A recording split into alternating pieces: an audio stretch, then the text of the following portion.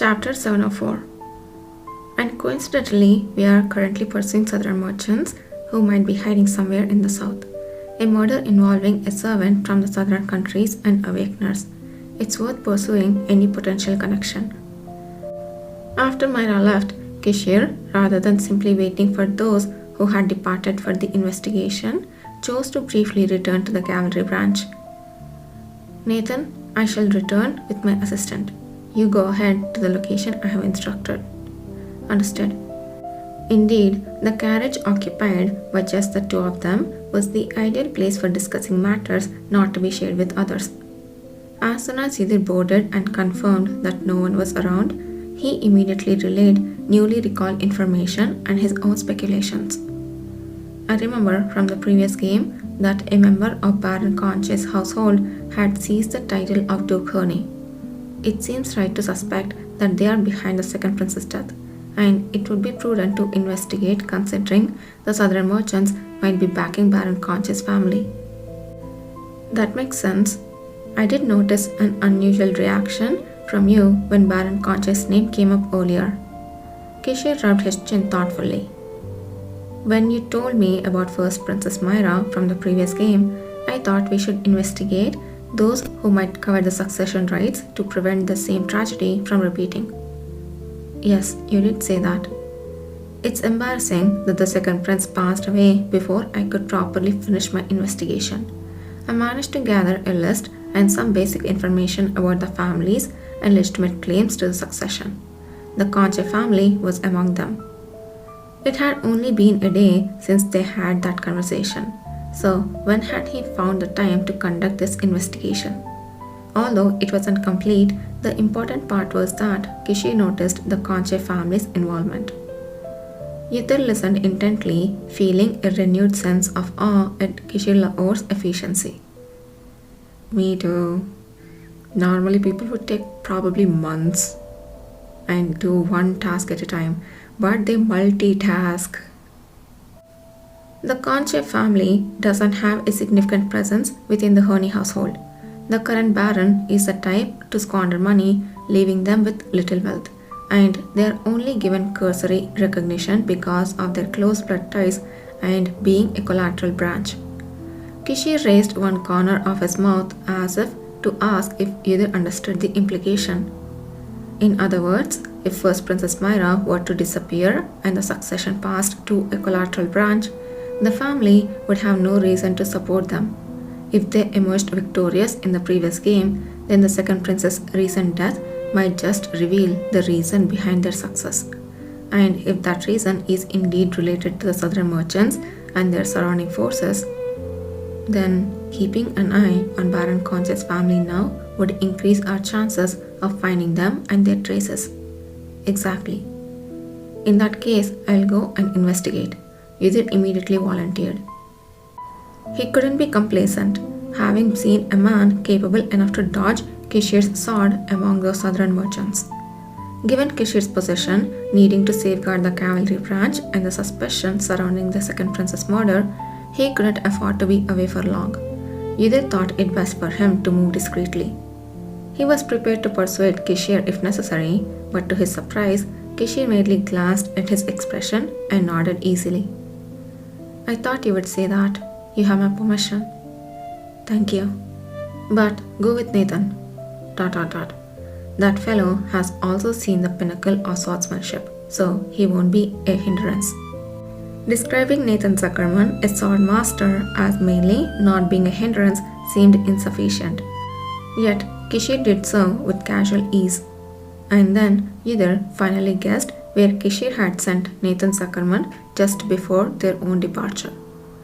He had seen through my intentions even before we set out. Yidhir looked at him, astonished, but Kishir merely smiled. It's still conjecture at this point, but I believe there is a high probability that the southern merchants are involved in this affair. Considering their previous long preparations to win over the heart of Duke Dane, it's hard to be certain that they would have tried something with the master of the South Herney. Yes, they are indeed dangerous, but that's not the only reason why I'm sending both you and Nathan. Then what other reason might there be? Usually, Yudhir could guess Kishir's thoughts and intentions, but this time it was difficult. As Yudhir expressed his doubt, Kishir's red eyes darkened. If we can confirm their schemes this time, we gain additional information. The certainty that they played the same hand in the previous game. ... You have told me much about the previous game, but there are scarcely any information about them. That means they are almost an unknown enemy to you as well. Kishir's voice echoed quietly and deeply within the carriage. Unlike in the West, where we are confident in shifting situations to our advantage because we hold information superiority, this time is different. We have little information and their purpose and intent are still not fully certain. So we can't afford to let our guard down even slightly.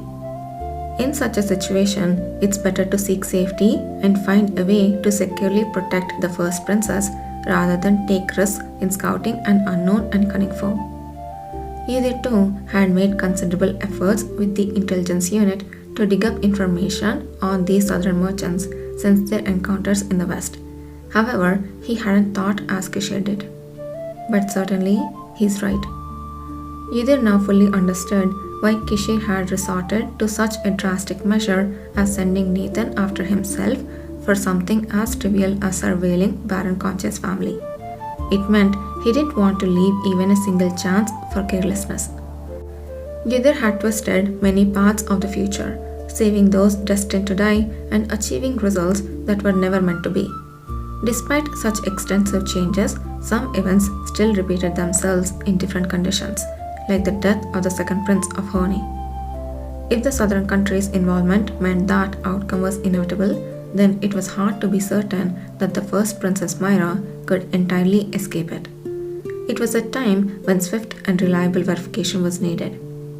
Here, take this. As Kishir gave instructions to Baron Conche's house, he handed Yudhir a ring he had worn on his finger. It was a new ring, replaced after some of the magic tools used in the recent fighting arena had lost their power. Yudhir noticed the barely discernible magic inscriptions intricately intertwined with the design on the inside of what seemed to be a plain silver ring. It's a communication tool that can be used about 3 times. Nathan has something similar, but having an extra one can't hurt. As he said this, he casually waved his other hand, revealing a ring on his finger. The ring was different in color but almost identical to a design to the other. These two form a pair, and if you stroke the inside 3 times, they will react to each other. Use it when you need to request assistance. Understood? Just in case, I must say, you absolutely must not get hurt. And this. Kishir then pulled something else out of his pocket. Before Yudhir could reflexively take and examine it, Kishir gently wrapped his fingers around Yudhir's, forming his hand into a fist. Yudhir felt something crinkling inside his hand, but he couldn't tell what it was. Check it after you get off. I will see you later then. Please take care as well, Commander. The man, having heard Yudhir's parting words, smiled beautifully. Moments later, he pulled the carriage reins, signaling Yudhir to disembark. The street was nearly deserted. Baron Conche's mansion is at the end of the street, with the blue roof and 3 stories. Nathan should be around there. After watching the carriage depart for a moment, Yudhir unfolded his fist. Inside was a collection of candies wrapped in paper similar to those he had seen before. When did he even manage to pick these up? He was sure they hadn't been there when they left the capital, and it was a mystery where they had been kept. Nevertheless, finding them unexpectedly pleasant, Yudhir silently unwrapped one of the candies and popped it into his mouth. The sweet taste moistened his tongue. Though it felt a bit different than usual, it was still the proper start of what was to come. They are so fucking sweet. These tiny gestures. I'm pretty sure it's like Nathan randomly picking random things up and multitasking, but still, Kishir does these small acts that just makes your heart flutter.